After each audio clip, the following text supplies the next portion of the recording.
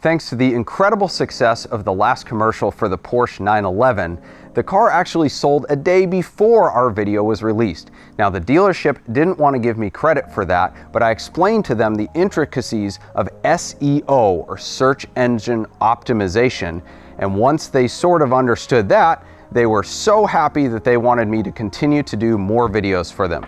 So here I am to present this 1994 Dodge Viper.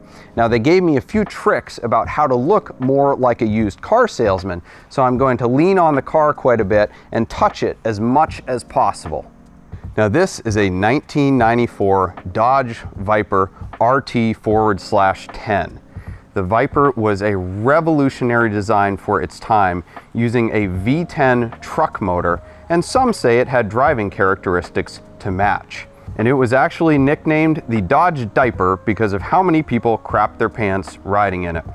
The displacement of 8.0 liters was attributed to the average amount of Coca-Cola consumed by their target buyer on a weekly basis, and thanks to the massive displacement and advanced torque vectoring camshaft programming, it produced more torque than the diesel truck motor with which it shares engine design.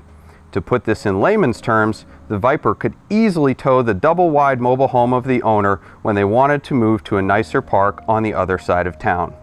The 90s were an incredible time in Chrysler history. A lot of you hear about the term Big Three. Well, that was actually referring to the Big Three CEOs that were in charge of Chrysler at the time. It was Bob Lutz, Lee Iacocca, and John DeLorean. And they were at the helm and designed some absolutely incredible cars under their direction. They were also referred to as the Dodge Boys. In fact, the term Throwback Thursday was coined as a result of Dodge revealing their new heritage or retro designs on a Thursday, having a double meaning of both a throwback to yesteryear designs and the throwback of the cover to reveal the car. So during their stint, they designed cars like the Dodge Neon, the Chrysler PT Cruiser, the Plymouth Prowler, the Dodge Viper, and the Chrysler Atlantic, which was actually a throwback to the Bugatti Atlantique, which was the most expensive car in the world. One incredible story of the drama that existed in those days between manufacturers is that Audi actually sued Dodge for knocking off their logo with the 4 gauges in the center. It is rumored that in retaliation, Dodge planted the story of Audi's unintended acceleration, which almost bankrupted the company. The irony is thick, though, because so many of these Vipers were wrecked leaving the showroom because of, well, unintended excessive acceleration and tremendous torque.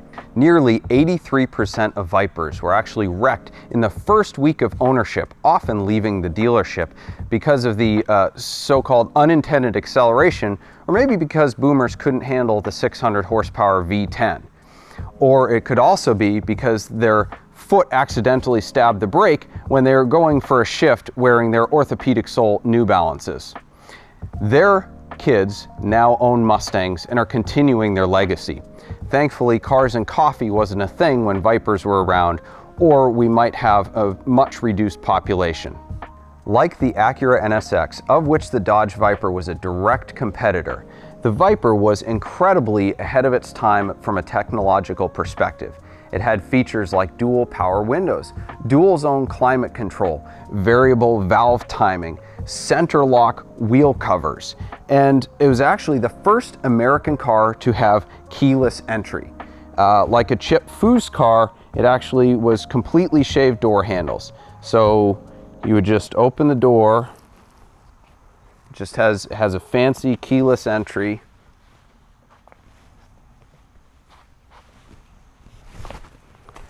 Moving on, Dodge spent so much on the design and the development that they ran out of funds to test different colors. So for the first 2 years, it was only available in red, a color actually made by PPG and sampled from the color of a victim's skin when bitten by a snake.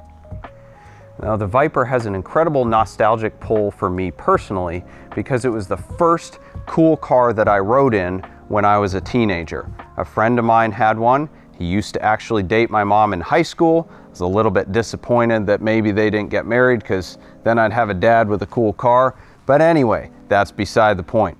But he told me something very wise and I think still is true. He said, nothing beats cubic inches.